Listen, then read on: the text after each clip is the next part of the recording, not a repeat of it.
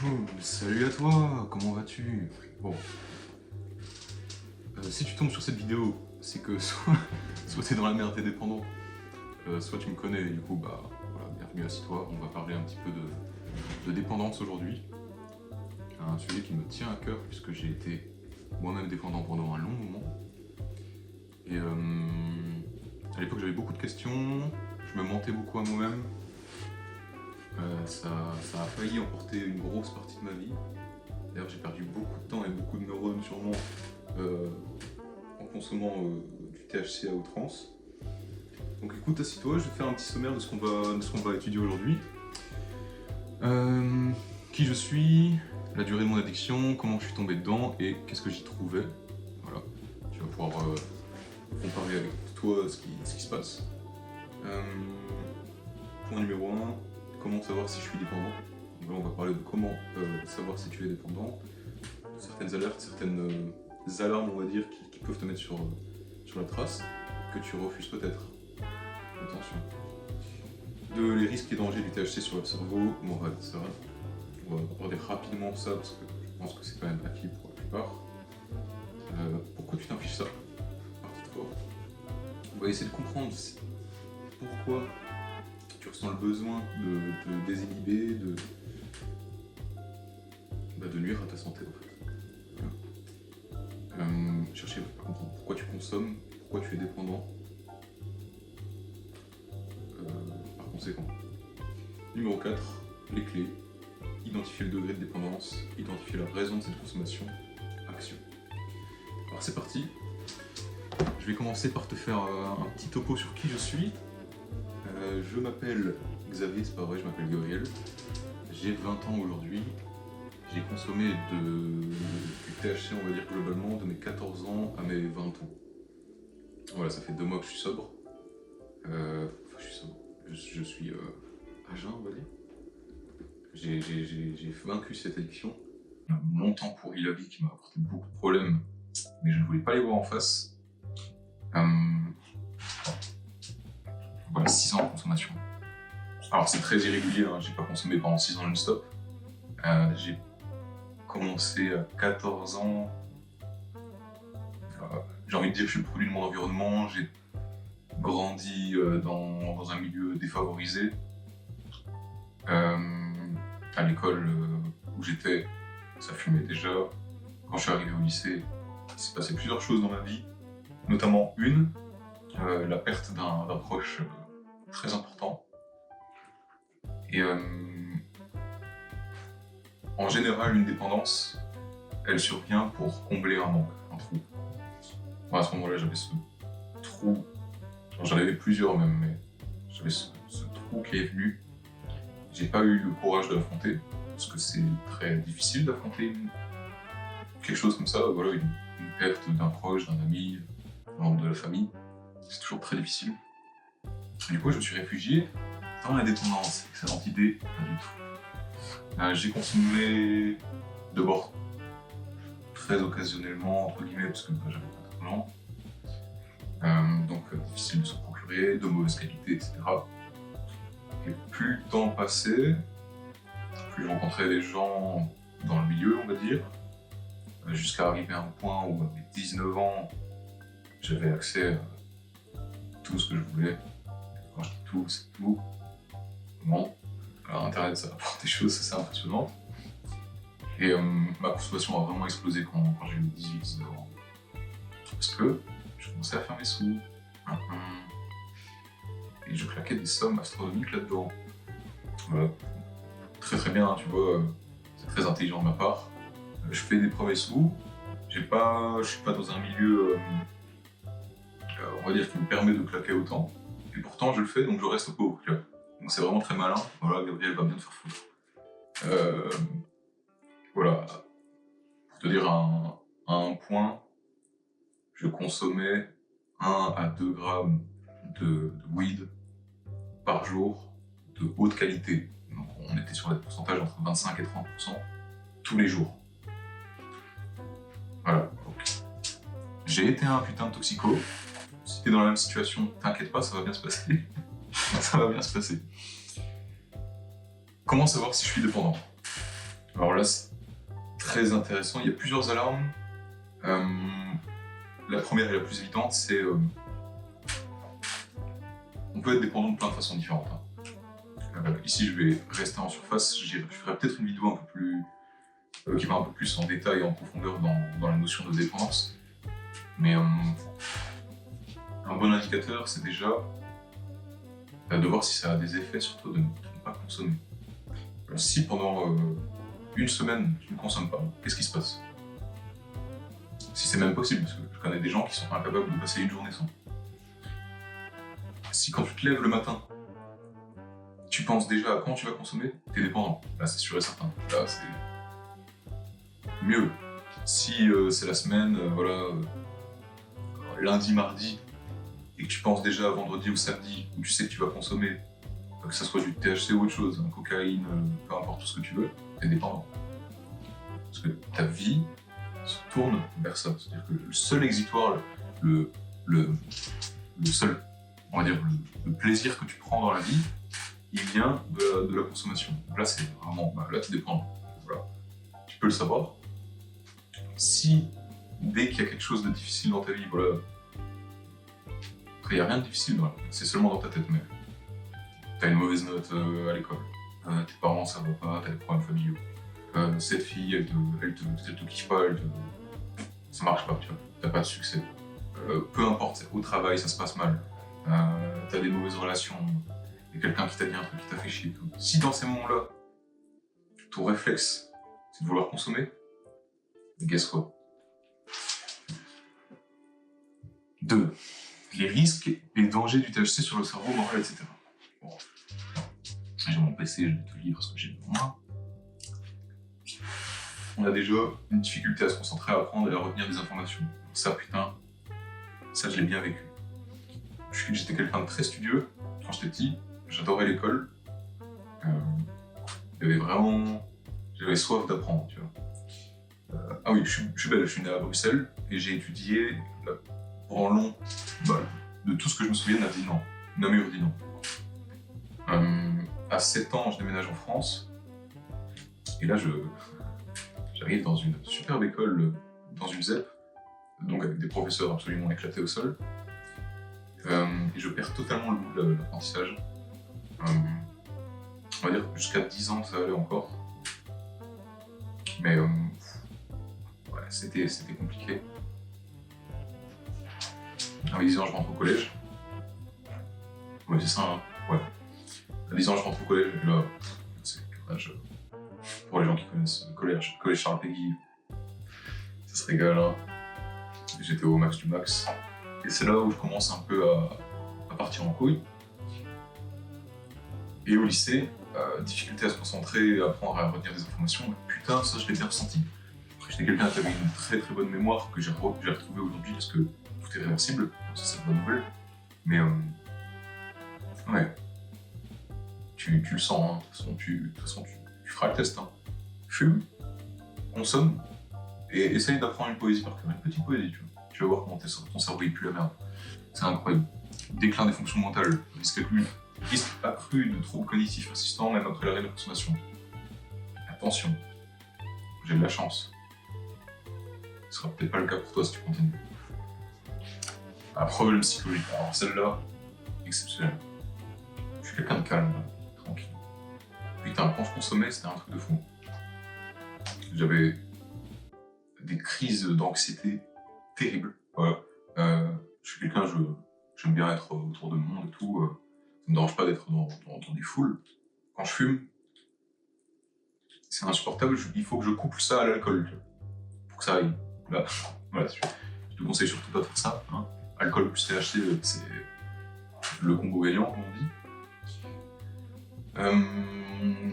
Risque accru de développer des troubles anxieux ou dépressifs. Et je te laisse comprendre que, bon, ça n'allait pas forcément. Accroissement du risque de schizophrénie ou de psychose. Alors celle-là, elle est incroyable. On connaît tous ce mec qui est complètement parano parce qu'il fume. Le gars, voilà, il se reconnaîtra. Bisous à toi. Paranoïa et délire pouvant survenir avec une consommation régulière.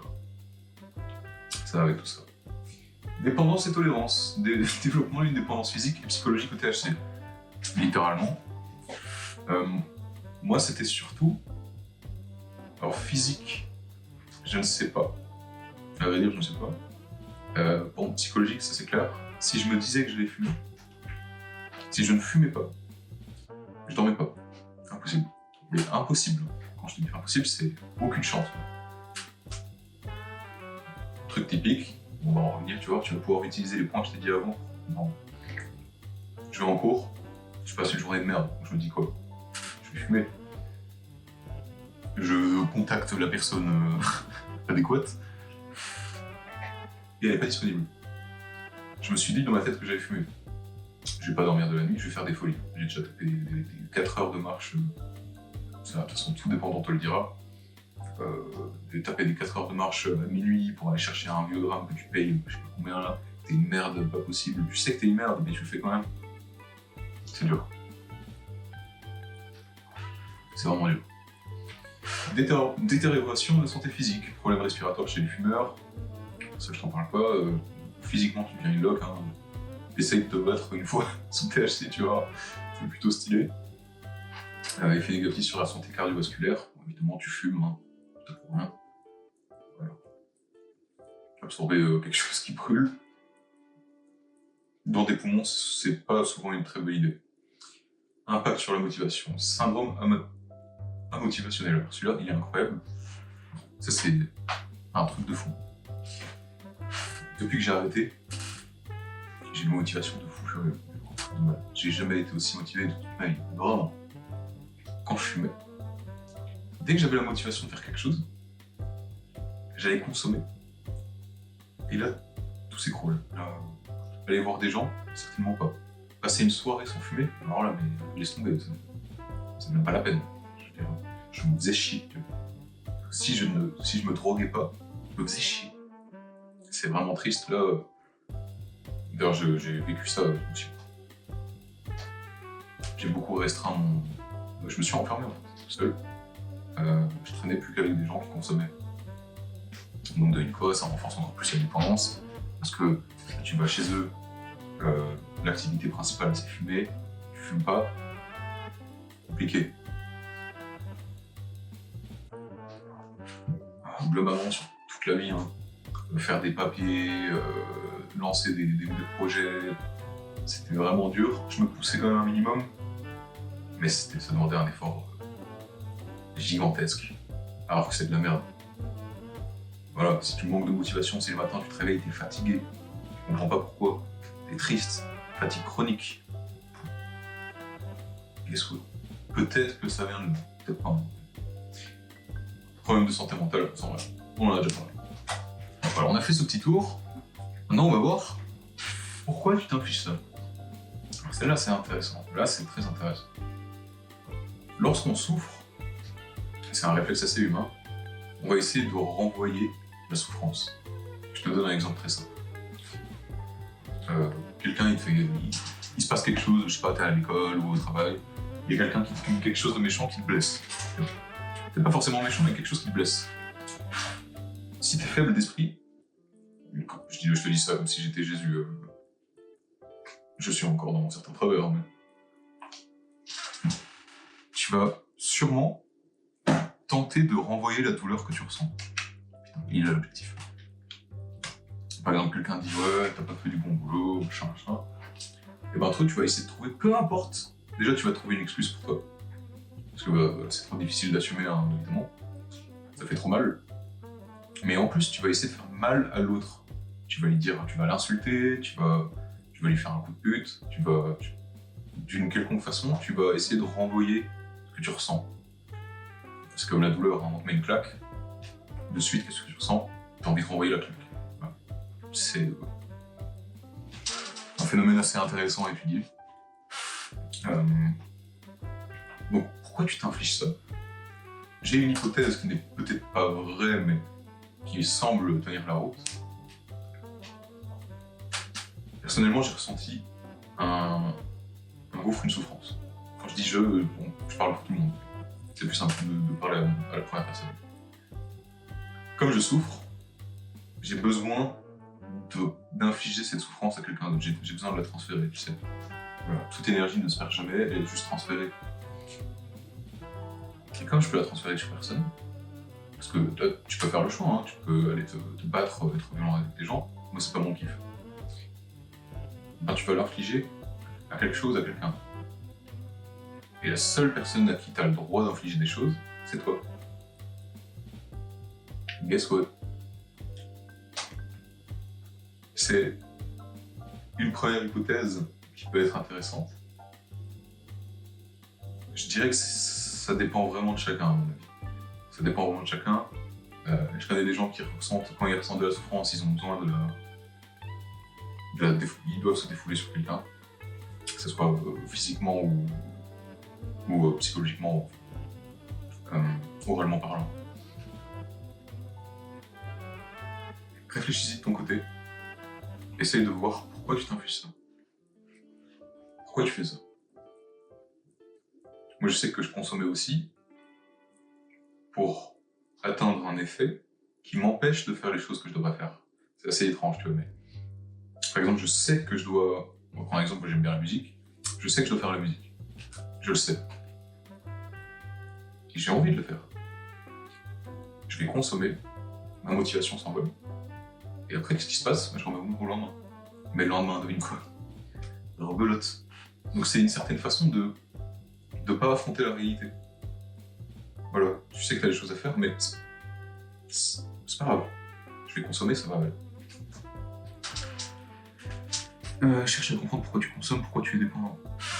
Donc là, on en revient, à mon avis, personnellement, de ce que j'ai lu et de ce que j'ai vécu, c'est toujours pour combler quelque chose.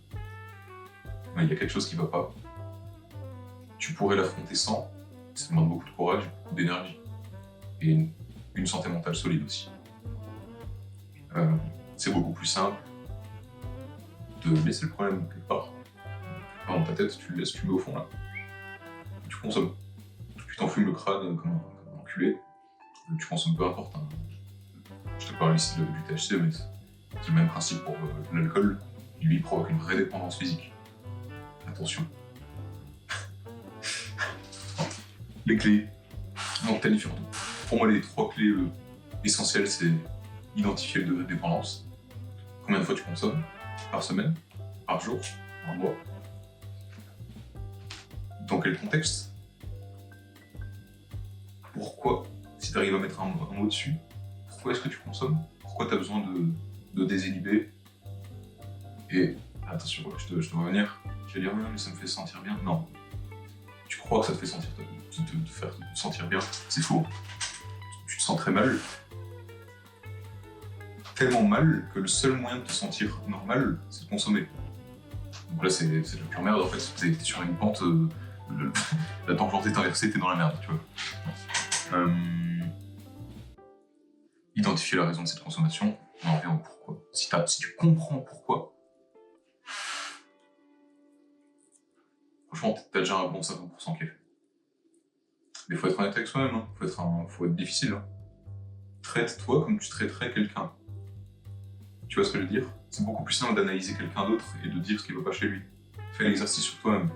Tu sors de toi, tu dis lui c'est quoi son problème? Pourquoi il consomme? Il est con, tu vois. Et l'action. Alors ça c'est le plus important. Tu peux théoriser tout ce que tu veux, tu peux être un génie en théorie, tout ce que tu veux, blablabla. Si tu vas pas dans l'action, il se passe rien. Ça reste dans ta tête, il se passe rien. Il faut prendre des actions. La vie, c'est une question de choix. Tu as toujours le choix. Là, on est sur des addictions mineures. Tu fumes de la beuh, tu bois de l'alcool. L'alcool, c'est différent, c'est différent de vrai. On n'est pas sur de l'héroïne, on n'est pas sur des opiacés de fou furieux, on n'est pas sur de la cocaïne, où tu n'es pas en train de te piquer, donc ça va encore, c'est contrôlable, tu peux t'en sortir. Il y a plein de gens qui le prouvent, je l'ai prouvé. Alors que j'étais un putain de stade quand même. Donc c'est faisable. Moi j'ai réussi, j'ai eu un petit coup de pouce, j'ai la vie qui m'a mis une énorme tarte. Voilà, une énorme tarte. La personne que j'estimais le plus m'a trahi. Plus beaucoup de gens que je pensais être mes amis m'ont trahi. Et quand tu prends une claque comme ça, t'as le choix. Soit tu restes une merde, Donc tu continues à consommer comme je le faisais, fermé dans un monde imaginaire, blablabla. Soit tu reviens à la réalité, tu prends la réalité, et tu la bouffes, tu vois. Et tu la bouffes jusqu'au point où ça y est, ça fait plus mal. C'est ce que je suis en train de faire. Sache que c'est faisable. Voilà. On va terminer sur quelques petits mots qui peuvent te donner la motivation, je pense. Rien n'est impossible. Rien du tout. Mais vraiment rien. Tu peux le faire. Peu importe quelle est ta dépendance, depuis combien de temps, vaut mieux arrêter aujourd'hui que dans 10 ans. Vaut mieux arrêter aujourd'hui que à ta mort. Ça peut t'amener à la mort. Hein. Vraiment. Si tu mets déjà ta vie en danger, mais celle des autres en plus, là t'es une merde, t'es vraiment un fils de pute. Je veux que t'en aies conscience. C'est possible de s'en sortir. C'est vraiment possible. On est capable. Tout le monde en est capable, il suffit de le vouloir. Pause café. Il suffit de le vouloir. Si tu penses que t'en es pas capable, c'est que t'es déjà trop loin sur le chemin de la dépense. Il va falloir faire tout ce que je t'ai dit. Identifie le problème. D'abord, tu identifies ton degré de dépendance. Une fois que tu l'as identifié, pourquoi tu consommes? Qu'est-ce qui se passe? Pourquoi tu as besoin de consommer? Qu'est-ce que tu ressens? Écris tout, c'est très important. Numéro 3, ça va être mettre en place un protocole, c'est très sérieux, mais un protocole de désintoxication. Désintoxification. Bon, bref, t'as compris. Il y a des gens, ils arrivent mieux en réduisant petit à petit. Il y a des gens comme moi où c'est soit tout blanc, soit tout noir. Voilà, il fallait que j'arrête d'un coup, sinon j'arrêterai jamais. Tu peux le faire, sache-le. Shout-out à toi. Si t'es arrivé jusqu'ici, t'es un guerrier. C'est bien, t'as une attention de plus de 15 secondes, voilà, ça me fait plaisir. T'es pas encore matrixé par TikTok. Reste focus mon gars, on avance, on va le faire, let's go.